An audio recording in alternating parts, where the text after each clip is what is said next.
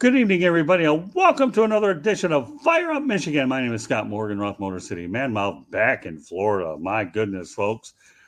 When I say back in Florida, I mean exactly that. Over the last 12 days or so, I've traveled 42 hours, 3,159 miles in about 12 days. And then, of course, you add 2 hours of sightseeing. So, to tell you that we ended up getting a workout is mildly stating the obvious. And if that isn't good enough, we ended up doing a total of 15 presentations. We did 12 shows, and we did two in the hotel room. And I got to tell you, the red carpet in suites in Cooperstown was fantastic. And of course, we did a great show with Mark Mancini and Bruce Kessinger on Saturday with Bill North. What a wonderful show that was to talk to Bill North. So I'm glad we were able to do that. And we have a lot more coming down the pipeline as well. So meanwhile, I'm back in familiar territory.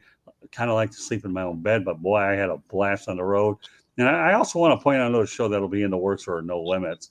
Well, and I want to mention this ahead of time. So it's something to look forward. We haven't finalize a date, but I interviewed a New York City tour guide out there who told me to watch out for the scams and saved me from a lot of headaches when I was in New York City and Manhattan on Friday night. So I'll keep you guys posted on that as well. So you want to talk about the most ethical tour guide on the planet, the guy that I'm going to be doing the show with. There'll be one that you can look forward to. So meanwhile, introduce my crew here. But before I go ahead and do that, I want to point out to you folks that you can subscribe to the South Florida Tribune YouTube channel on our YouTube channel, where you go to youtube.com and then look for South Florida Tribune and then subscribe from there, or visit www.southfloridatribune.com and follow us on Twitter at Tribune South. To advertise, call 954-304-4941. The audio portion of the show can be heard on Spreaker, iHeartRadio, Apple, Google, and Spotify, wherever you get your podcasts. Want to get that early promo in. And now I have my dream team. As always, these two guys are the BESD. Capitalize it. Okay, 48 point, whatever. You get the drill. And first of all, we'll go ahead and lead to Mr. Detroit, George Eichhorn. Hey, Scott and Madman, it's good to be back on. Wonderful. Motor City Magic coming here from Detroit. And Mark Mancini. Always a pleasure with you two guys. Madman on Mondays with the Motor City boys. Can't get better than that. Yeah, well, you got a lot, but we certainly enjoy having you on, Mark. You've certainly become a member of the Detroit media market. We're really thrilled to have you on board. I'm going to do something a little different, though, with George Eichhorn tonight. I'd rather do it early instead of later. George, why don't you, I know you wrote a book. Why don't you talk about it early, and then we're going to get to the subject at hand. Oh, thank you. Yeah, my book is called Detroit Sports Broadcasters on the Air, featuring the likes of Ernie Harwell and George Kell and Bud Lynch and Bruce Martin and George Blaha, and of course the great Van Patrick and Frank Beckman and all these sportscasters, and our very own Scott Morganroth is featured in the book too. And this book is available. It's a great, easy read, $19 or something like that. We have a link to the on the South Florida Tribune website for a link to order the book, or you could go to arcadiapress.com. But yeah, get yourself a copy of that book. Learn about Detroit sports broadcasting history. It's a rich history, and we're all proud of it, right, Scott? Especially our dear friend Ernie Harwell. Right, and I'll tell you what, it's neat he had a page in me with Jimmy Connors and Muhammad Ali as well. So you Yep. picked two of the best pictures out there. So glad. So I just want to get that in right away. Appreciate it. Yes, sir. So we'll talk about the business at hand here, and that being Detroit Tigers former GM Al Avila was fired. AJ Hinch, I believe, should have a lot of say in this search for replacement. So I'm going to turn over to you, George. Well, yeah, it's something that we predicted, Madman and Scott and you guys were talking about it with me, and we were talking about it with some of our guests in previous shows, such as Tommy Morris. But the leash was pretty short. I mean, what happened basically was it was a complete turn on Avila by the media and the fans. I guess you got to lump those two together. Here in Detroit, there was no room for error, and obviously the Tigers continue to stumble and bumble, playing terrible baseball. Lost 8 in a row, 9 in a row. But anyways, it's a situation where the team needed to make a change. Al was the fall guy. Al had to be the fall guy. You're not going to get rid of Hinch, obviously, and the owner is not going to do anything to himself, obviously. So the decision was made to fire Al Avila, despite the fact that he had been running the organization for the last 6-7 years, been part of the organization for, oh gosh, I don't know, what was it? Over 20 years. He's been a part 22 years, right, in some capacity. Al, good number 2 man, but I don't think he was obviously was not a good number 1 man, and that being the number 1 man, meaning the general manager. Well, the Tigers were quite patient with him, and the bottom line is, when the fans and the media turn on you, and then you end up having low attendance figures, that's all going to add up. I mean, you went out there and said, proclaimed that the rebuild was over. In retrospect, you took a major step back. Well, also that AJ Hinch did a good job getting them 76 up, 86 down, 10-year games under 500, which is a good record by their standards. And you thought, all right, now the owner's going to spend a little bit of money out there for free agents, and Mr. Avila here picked the wrong ones. I mean, the pitcher Rodriguez, is it Eduardo Rodriguez?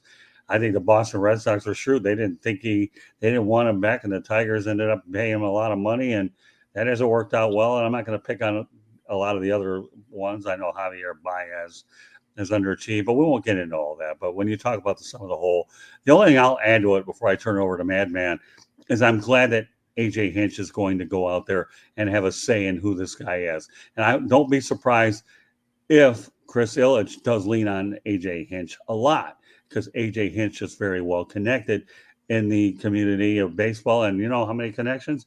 And by the way, let's not forget that AJ Hinch did go ahead and win a world championship with the Houston Astros. Say what you want about the cheating, the banging of the drums or whatever. But he'll know the type of guy that he wants in there, because the key is the manager and the general manager have to be able to work together. And I think, I'm sure they're going to cast a wide net about who they're going to bring in. But I do believe that AJ Hinch should have a large say in the next general manager. With that said, Madman Mancini, I don't know whether you want to comment as much about the firing or a little, and then maybe suggest some candidates before we go on to the other business. Well, it's hard to find, the trader Jack McKeons and the Hal Smiths these days. I mean, now we're giving away our ages, but, if you want to have somebody come in there and turn around the program, and I don't know if he'd come into that organization and try to turn it around, because it would take time to turn it around, but he turned 2 of them around and resurrected both those cities in Boston and Chicago. Would be my good friend Theo Epstein, who's working with Major League Baseball. That would be a guy that would stockpile some talent in the minor league system there in Detroit and get them reputable. Another guy that would, probably do some wonders, in that organization, if you can pry him away from the Washington Nationals, would be Mike Rizzo. Some of these guys would be the guys that would turn this stockpile of talent. You've seen what they've done in their cities. Rizzo got a haul for Juan Soto. So I think that's where you need to go. And I like AJ Hinch, but when he left Houston now, what have you done for me lately? So hopefully he can have a say in this and do something with this organization, because the Astros haven't really missed a beat without him. All right. Well, I have some comments in the chat room, so I feel an obligation to make sure we point out. Ron Kroll says, hate to see or insinuate this, but why would any player want to come to Detroit now except for very major money? Good point, Ron. Okay, if Ivan Rodriguez was a guy that you had to pay a lot to do, but he says today's players decide where they want to go and what team. Why would they want to come to Detroit? And then he mentions L.A., Boston, New York, Colorado, etc. Ron, thank you very much for being a part of the show and some of the suggestions. So I'll let you guys go ahead and piggyback off them if you want to. Well, it's a valid point. Obviously, Detroit, with the exception of the Pistons, obviously they're able to get some talent. The other teams have struggled in that area, the Red Wings lately and the Lions, but we're not talking about that right now. We're concentrating on baseball, and you hit it right on the head, Scott, before. Yeah, I mean, Baez, the guy's got 20 errors. Come on, 20 errors on August 15th. And now, don't get me wrong, he can make the spectacular play, but he should not have 20 errors right now and be batting .240. So he's been a disappointment. And you mentioned already about Rodriguez, and then the catcher, he's done nothing, bat .200. But I mean, he can call a good game, but the Tigers have been hurt by a lot of things. The injuries have been devastating this year across the board, the Tiger injuries, and then the lack of production from guys that are big league players like Jonathan Scope and Robbie Grossman. Right. And these guys, Hasse, and, Hasse's not that old, but, our boy is going down the tubes right now, Mr. Hall of Famer Cabrera. He's lucky to get a single, and his his legs and everything he can't play but one game every 3 days. So a lot of things have gone wrong in Detroit, but I agree with my man, Madman, Theo Epstein. I mean, it's got to be at the top of the list right now. He's not a kid anymore, but I mean, he was the brains behind, like you mentioned, 2 World Series champions. And, there are others. I mean, look at the guys that have developed in Tampa and Oakland. I mean, these teams have small market towns that continually, until this year, at least in Oakland, but they've been putting out winners, with great farm systems. So, you might want to tap in a general manager from those teams or an assistant GM. I'm not sure, but I'd rather go with the proven guy, such as Epstein. And the Tigers went, remember, with Dombrowski, the proven guy before, when they brought Dave Dombrowski in. And, of course, they let him spend. But, yeah, I'd rather go with somebody with a little bit of proven talent. But I'm Scott, you're on target there. I'm glad that they're going to get Hinch's opinion on it. That's important. Yeah, the only thing I want to add to this, and I have some really good Hall of Fame stuff I'm going to bring out here, is Carlos Correa, played for AJ Hinch. And that's where I think Al Avila messed up. He said, you know what? Yes. If you had sat down and brought Correa to the table with AJ Hinch as your recruiter, you may have him instead of Javier Baez. I think that's a big mistake that you didn't at least get him in the building and see if you could work out a deal. With that said, okay, that's what I have to think about Avila. Time will tell if he ever lands a job anywhere else. Although you never know, he could end up in Miami in some sort of a role because he's from the southern Florida area, obviously the Davie area, and his son, they grew up in the South Florida. But we'll see. I don't know. I think it is what it is. All right, so now, folks, now that we talked about the Detroit Tigers, I just alluded to at the top of the show, came back from a long trip. So I'm only going to go over 3 videos that are currently on the South Florida Tribune YouTube channel. Folks, if you haven't subscribed to the South Florida Tribune YouTube channel, please do it. I've got so much stuff coming down the pipeline from Cooperstown, and we have a lot of great past videos. I'm sure that everybody would hopefully get something out of it. So the first video I want to talk about right now, our Cooperstown 1 video, comes from a Canadian youngster that actually came with his dad. Now, he took a picture of my wife, Candy, and I outside of there. And then I asked him if he wanted to come on the show right as we were about to go on in the Hall of Fame. And you know what? His dad said, yeah, I have no problem with you going on it at all. In fact, his dad was kind of intrigued by it. In fact, I even asked this kid. So to make a long story short, which intrigues me about this particular video is it's a father-son, generation-to-generation thing. And that's the one thing about baseball to me that it separates it from a lot. Okay, how many times have you had players falling in the footsteps of their dad? I can get into a whole thing about all the different ones that have gone out there, and I don't want to get off track. Otherwise, who knows how long this thing will go. But I love the idea of a Canadian fan coming to Cooperstown. And ironically, he was actually wearing a Miami Marlins shirt, Wow. like the jersey, and this kid knows his baseball. I actually, as I got to know this kid, he was talking about Pete Rose, and I were talking about him. Will he ever get in the Hall of Fame? I think Rose gets in when he's dead. Okay, they're not going to give him the satisfaction. And he talked about Sirius. Those just a couple of things that we talked about. I'm not giving them all away, but it was such an intriguing way to begin my day at the Hall of Fame, bringing this youngster on. And you got to watch the video to be inspired about the generational thing. But, I don't care whether you're 8 years old or 58 years old. It doesn't matter. If you have a good opinion, something to say, you're welcome to come on my show all day long. And the youngster and his dad, of course, subscribed to the channel, but they were happy to do it because, I pulled this guy out of nowhere and he offered to take a picture. So, yeah, why not? But then I'm thinking, why not have a father and son? And I think the response has been pretty good. So I wanted to bring that out to your guys' attention. So, George, what are your thoughts about the idea of the Canadian fan being on our broadcast network? I think it's a great idea. I mean, the long-suffering fans, some of them in Toronto and Montreal, of course, when the Expos were there.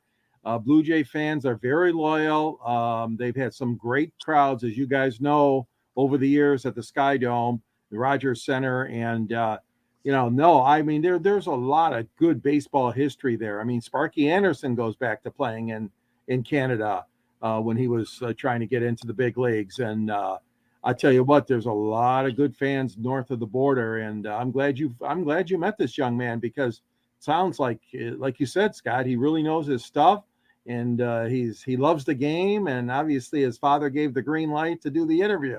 Right. Yeah. And that's a good point, George. You know what?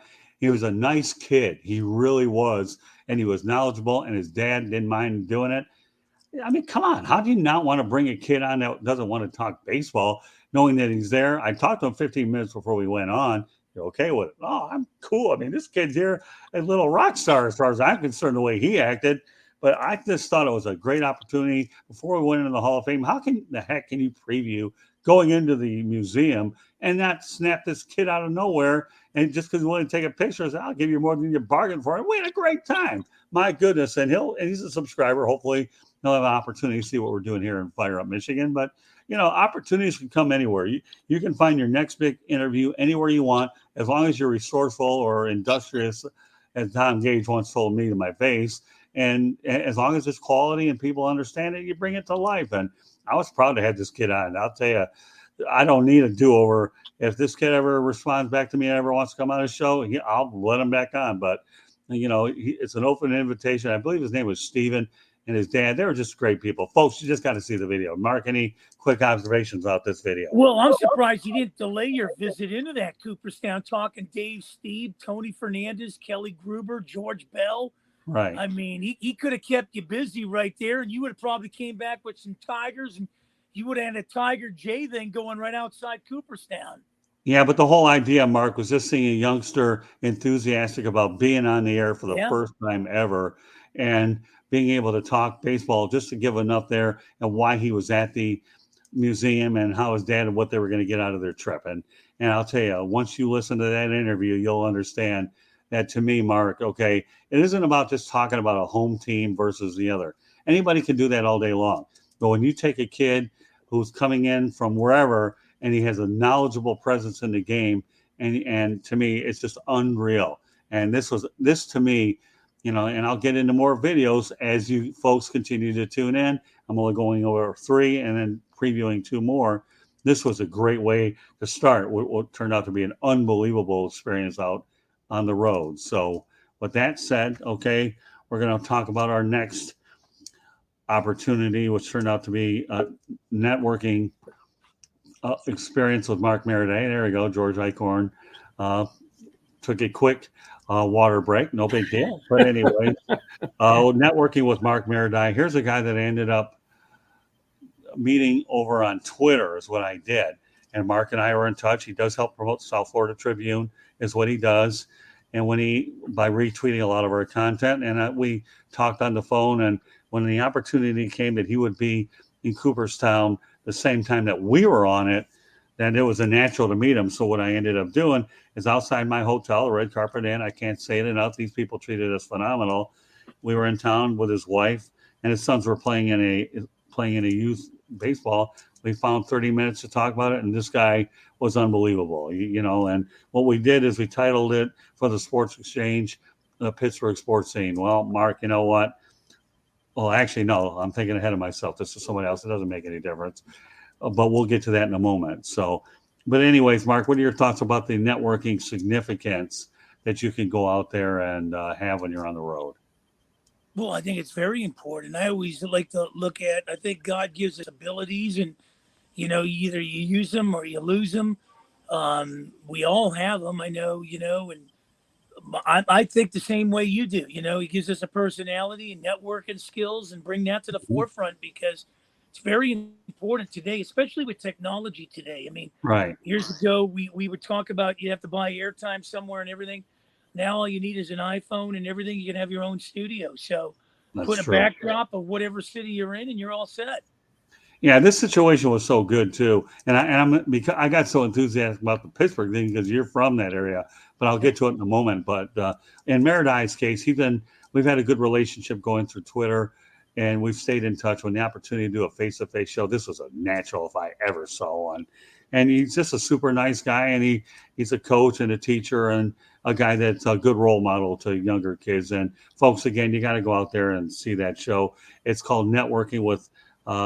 What we had with Mark Meredith, and we did this actually outside our hotel. So, you know what? I mentioned in the video at that particular time that we come into your city because they never know where I'm going to find my next co-host and my next performer. And Mark Meredith to me is a classic example of that. You can find him anywhere. I've had a lot of great opportunities, whether it's Twitter, whether it's Facebook, or wherever, I mean, Twitter, Facebook, LinkedIn are the three where I land a lot of guests as well. And of course, now I work with local chamber of commerces. So you never know where those guests. So with that said, George, basically give me a quick comment about the networking significance that I had with Mark Meredith. No, that's great. That's great. And the fact that you met him at a great place, the Hall of Fame is remarkable. And Scott, you've always been good at networking. I've always admired your skills. So I've known you such a long time, and I know that you're very, very good at that. You're very thorough, and it's very important, to meet people, and not to just meet people, but to meet people and find common interests, Right. Find a common thread. And in sports, there's always a common thread, but it goes beyond sports because. I mean, you're embarking on a lot of different areas of commerce, chamber of commerce, and things that you're involved in as well. But the network thing, is so important. It's so crucial. Like you said, man, I mean, it's a different world out there now than what we grew up in. And it's so important to network with people and to just, relate to each other in such a manner. Well, I think the significance about Mark Meredith is he went to the Baseball Hall of Fame with his son, and he had a chance of playing a baseball tournament. So I'll just connect the dots here. The Baseball Hall of Fame enabled me to meet Mark Meredith in person. We were talking about doing it.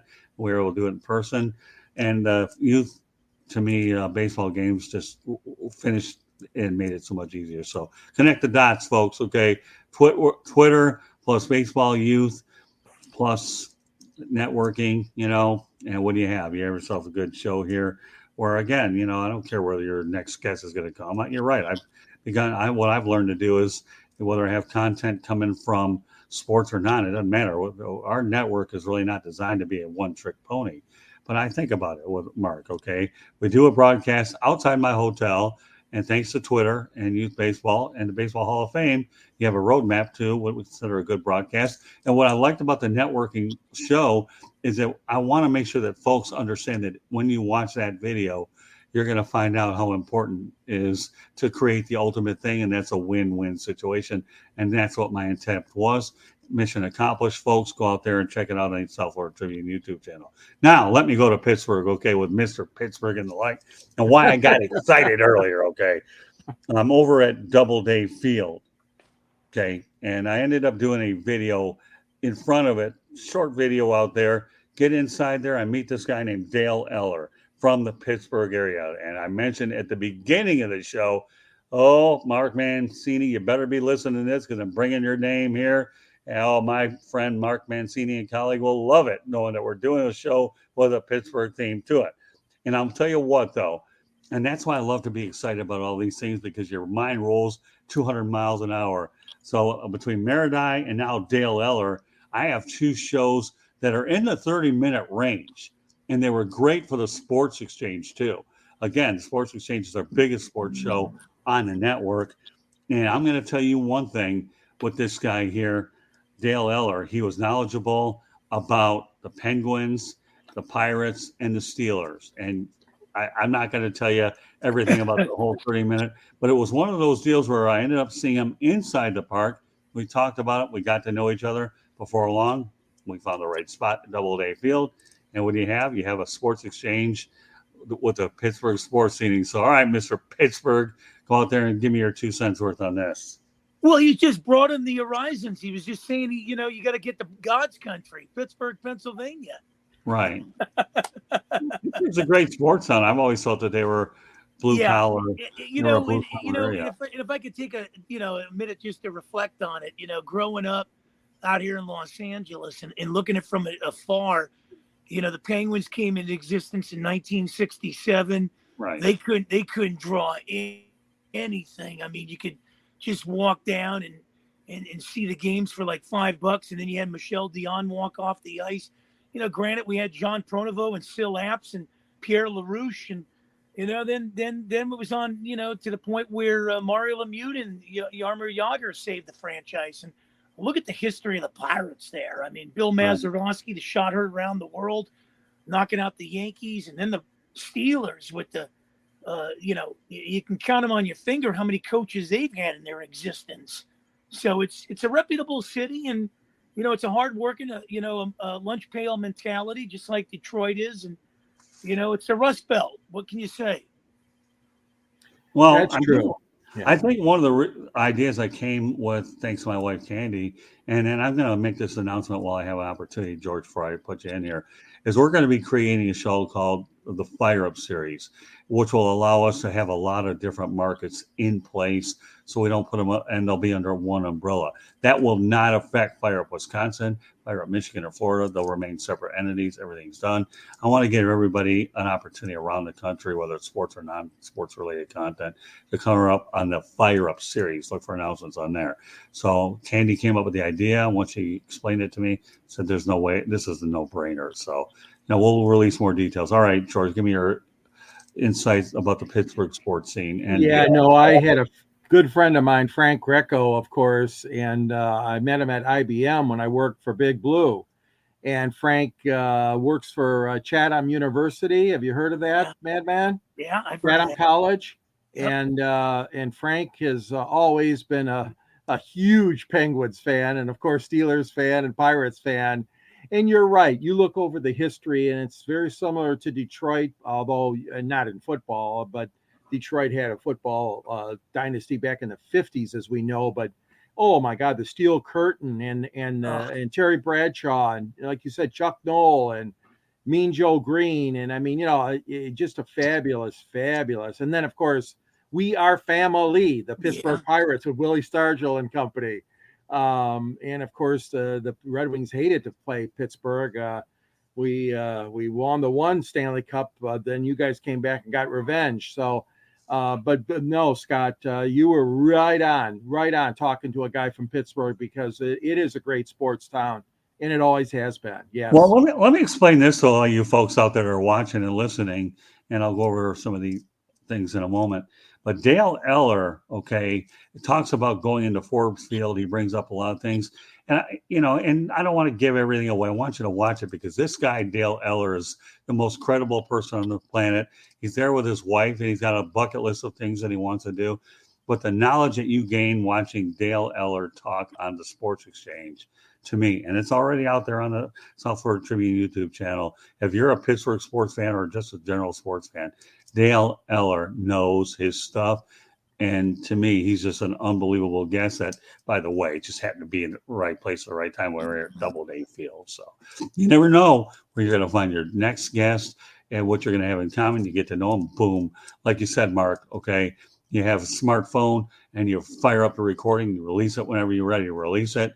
And that just so happens that timing, luck, and rapport had a lot to do with what how the Sports Exchange took place with Pittsburgh sports scene. So to me, I hit home runs with the Canadian Fan, Mark Meredith, and Dale Eller. They were all three incredible shows. But the best part about those particular shows is they were live. They were interviews at a particular site. So that's what made it so much fun. Hey, I got a great show here, and I'm out here at Baseball Hall of Fame, or wherever you were to go. You can always find your next guest somewhere if you're able to think on your feet enough. And it just so happens in this particular case with Meredith, Eller, and the young Canadian kid, it just turned out unbelievable. So Dale Eller, if you're out there watching, listening, I'm looking forward to bringing you on. And maybe you never know, he could be on down the road. But I got his contact information, so there's no question that I'll be in touch with him. But meanwhile, what a great first act to be able to do shows with the kid. Mark Maradai, and Dale Eller. They were just a thrill to do it. So now that I've talked about the three main ones that are out there, okay, now it's time to preview a couple that you're probably going to see by the end of the week. I actually wore a Detroit Tigers shirt at Yankee Stadium. I did 2 videos that'll be released, as I mentioned, this week. Why would I do something like that? Good question. Am I insane? No, we're past that point already. After being in this business 40 years, insane was being nice to me. Okay, but one of the videos was filmed over at the site of the old Yankee Stadium, which now has diamonds for the kids to play on. It's unbelievable. My wife Candy and I took some selfies over there so she can feel like and tell her friends I was actually on the site of the original Yankee Stadium. So that's something she'll never forget. And of course, I paid a game over there to see it. But this was a brilliant move by the Bronx to do this. And, when you talk about the outside Yankee Stadium, I go out there and talk about the legends that have played there. I had an opportunity to think that, one of our first videos that'll be coming up will be the original class of 1936 that ended up featuring Ty Cobb and Babe Ruth in that 1936 class. And I think what was so cool about it is, people don't realize that the Tigers and Yankees have a very rich history together. I also covered the Fort Lauderdale Yankees and New York Yankees during spring training when they were at Fort Lauderdale. And of course, the Tigers, I've been covering them for a lot of years. And then we proceeded to do another video actually outside the new Yankee Stadium. So we were connecting the dots. Again, folks, the key is connecting the dots, okay? Did a shorter video outside the newer Yankee Stadium. Looks like a beautiful stadium. Of course, I don't know about the bells and whistles because I was on the outside. And then, of course, reminiscing about the old one. And I was joking around. It may not come across that way in the video that David Price actually played for the Yankees. Yeah, I'll bet they wish he did. But he was, in retrospect, playing for the Tampa Bay Rays when I went out there. So it's immaterial. But I joked around about it because who in their right mind at that time wouldn't want David Price on their team anyhow? And the Tigers subsequently landed him. So with that said, I'll go with you, Mancini. What are your thoughts about those 2 particular videos out at Yankee Stadium, the new one and the old one? Well, did you wear a bulletproof vest? That's a tough area, the Bronx, man. I've been there. I've seen a game in the old Yankee Stadium when George Brett was flirting with 400. But yeah, I haven't been in the new stadium, but yeah, that's rich in tradition there, Yankee Stadium. I'd be looking around if I'm wearing a Tigers shirt in that area. Well, I've been known to be bold a little bit. Luckily, though, the thing that worked to my advantage out there when I did it is the Yankees are playing in Boston with the Red Sox. Yeah. And that helped a little bit. Candy's friends and 2 of the nicest people you'll ever meet.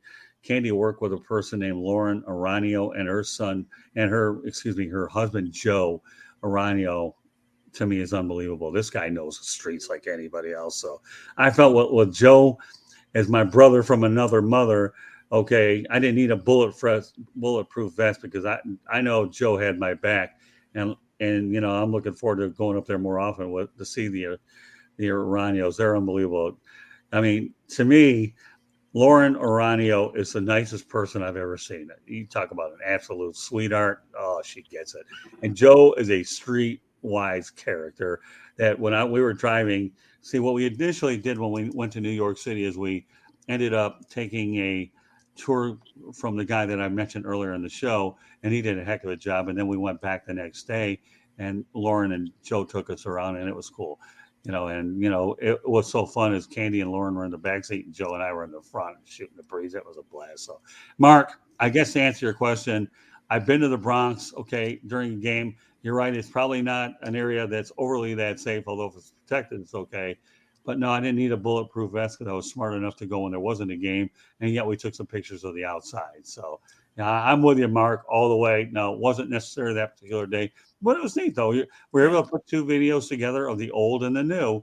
And as a result, a lot of people can relate from generation to generation.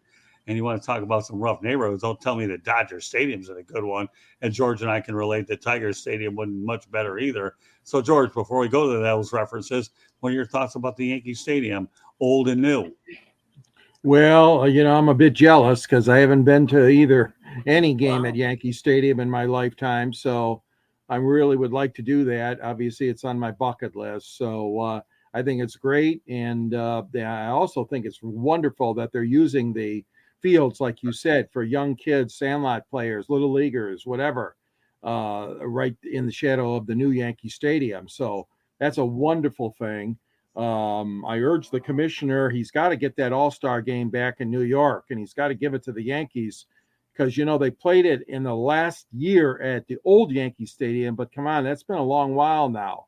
And they got to give that All-Star game back in New York City where it belongs, but that's another day, another subject. But no, Scott, I think that's a great set of interviews that you did because really a lot of people like myself are, have it on their bucket list to go there someday.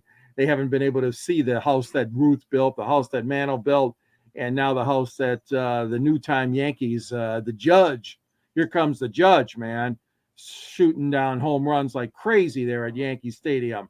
Well, I think it's great. Oh, that's great to do interviews right there on the spot. Yeah, And, we didn't. Yeah, good- we didn't do good any work.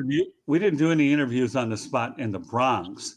Okay, I didn't need to. First of all, there wasn't anybody there that I was able to talk to. Anyhow, I just wanted to focus on shorter videos. But Yeah, the they often features. refer to the new stadium as the house that George Steinbrenner built. Yeah. And a lot of what you have there, actually, now that you think about what he did in the Bronx, he duplicated it to a large extent over in Tampa as George M. Steinbrenner Field, where they trained in Tampa. And of course, the Yankees have their setup there, and the Steinbrenners lived in the Tampa area. So the correlation between the new Yankee Stadium and George M. Steinbrenner Field in Tampa is just truly amazing. So, I know the one thing, folks, as you watch this show, we did 3 live interviews there, but it was so much fun doing a lot of short reference videos of the specific places that we ended up going into, because you get a little bit of an atmosphere about where to go, and it kind of strikes your bucket list a little. And you don't know when you're going on a trip what types of stuff's going to fall your lap. But boy, the only thing I can honestly say is, thankfully, I have a smartphone out there, and then I can just pick and choose whenever I want to do something. If it makes sense, you do it.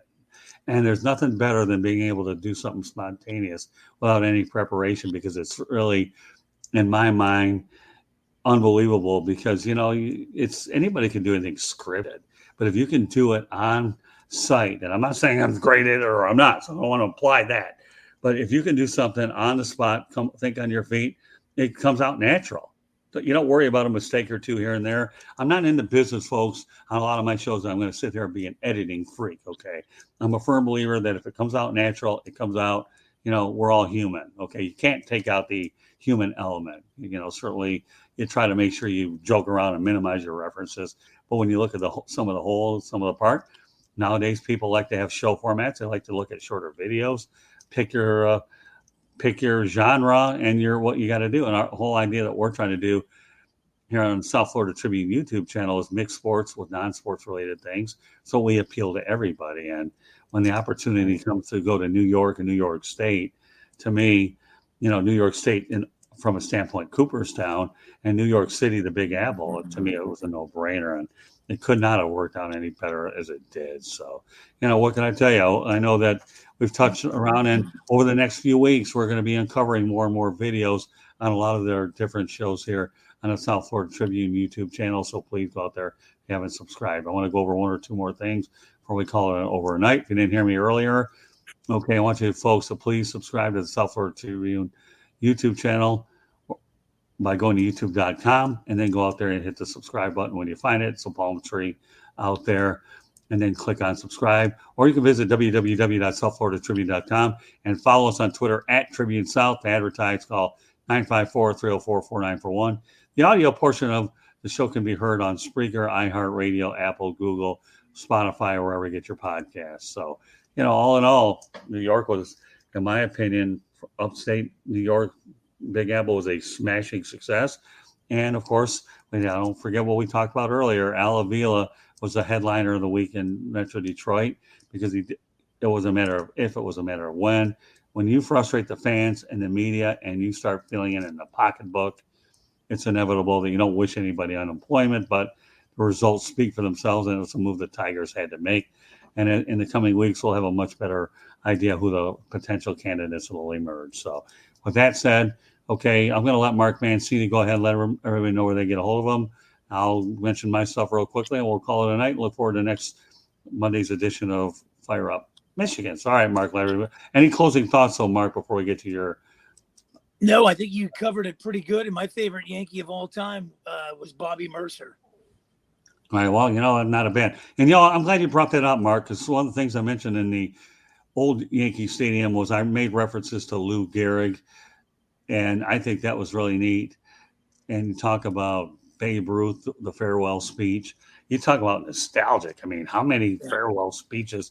In fact, I'll even go online and tell you, for you Yankee fans that are tuning in, I actually bought a nice photo that I'll be hanging up here about Gehrig with that, or rather Babe Ruth bowing to the crowd or whatever, and that signature shot that'll be on my wall here.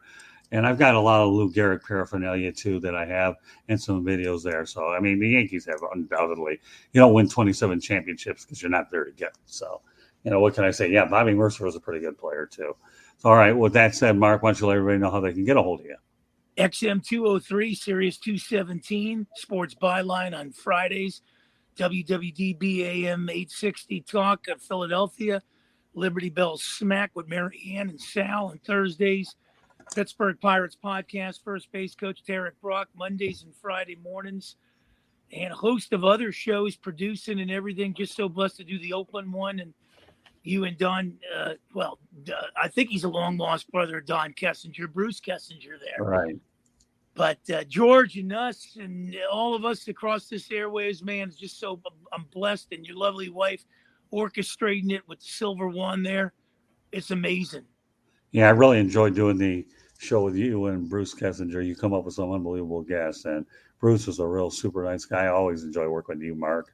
I mean, you're probably the best addition to my life in 2022, and I know we have a lot of big plans ahead of us in future weeks. So, all the people you've connected with me with have been first class. I have no complaints about any of them, but I really do particularly look forward to going on the shows with Bruce Kessinger, because I think Bruce and I have built something there, and it's really neat. So, and I know you and I have plans for other things as well that we'll divulge at a later date. So, all right, George, give everybody a brief way that they get a hold of you. I know you promoted your book early, so why don't you hand out the rest of the information? Yeah, get a hold of me at SNG Sports 99 that you see on your screen there. Also available on Facebook, G. Icorn at Yahoo, and also on LinkedIn. So, looking forward to talking more sports on Fire Up Michigan and the shows that populate these popular airwaves. It's a great show. Good being with you guys tonight, as usual. Yeah, I mean, like I said, George Icorn's involved with the Sports Exchange, and he comes through wherever we need him. We call him our most valuable player because he's very versatile. I'll go over my stuff one more time. Subscribe to the South Florida Tribune YouTube channel at youtube.com and look for it there. Otherwise, visit www.southfloridatribune.com or follow us on Twitter at Tribune South. Advertise, call 954-304-4941. The audio portion of the show can be heard on Spreaker, iHeartRadio, Apple, Google, Spotify, wherever you get your podcast. Also want one last quick shout out to Ron Kroll. We appreciated all your timely comments in the chat room, and just give everybody food for thought. Okay. If you ever have any comments in the chat room, we will mention your name and read those comments verbatim as you type them in there, because this is not my show, Mark's show, George's show. It's a people's show. And one other kudos out there, I want to thank Candy Ebling, who does a remarkable job putting it all together, both on the broadcast side as well as posting the content. Without her, this would be an impossible task to do it, because I'm definitely not technically smart enough to do it. And she comes up with a lot of things as well. A little preview for the rest of the week here. What I have going on now is we'll have 108 Stitches baseball talk tomorrow night. I will be going out there to the Miami Marlins and the San Diego Padres on Wednesday. And, of course, we have Sports Talk Saturday with Bruce Kessinger. On Saturday, we'll announce the guests later on once they're completely confirmed. And there'll be other announcements made along the line. So I think one of the big announcements I want to mention before we call it a night is look for the Fire Up series, which will allow every part of the country to get involved. And I'm looking forward to casting that wide net so we can go out there and hit everybody, sports, non-related stuff. So meanwhile, what a fine show tonight. I always look forward to coming on here with Madman Mancini, George Icorn. What else can I say about you? Otherwise, I got two of the best co-hosts on the planet. Me. All I am is All I am is a guy that does the best I can to put it together and do we got to do to keep it interesting for all. So, meanwhile, on behalf of Madman Mancini, George Icord, my name is Scott Morgan, Roth Motor City Madmouth. Thank you for joining us on this edition of Fire Up Michigan, and we will catch you the next time. Have a great week, everybody. See you next Monday. Bye-bye. Bye-bye. Nice.